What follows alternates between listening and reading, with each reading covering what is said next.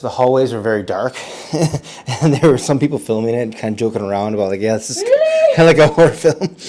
Let's have you breathe in and breathe out. Good. Good. Early on, I had a patient. She was referred to us, and she was really scared because it was at like late at night, 7:30, and it was really dark out, and I had to come. She called the clinic. So scary. Could someone come and get me? Oh my god! Yeah, it would have been a different story. She comes in. Yeah. She's like, oh, what's going on in here? And then she realizes, okay, I'm gone.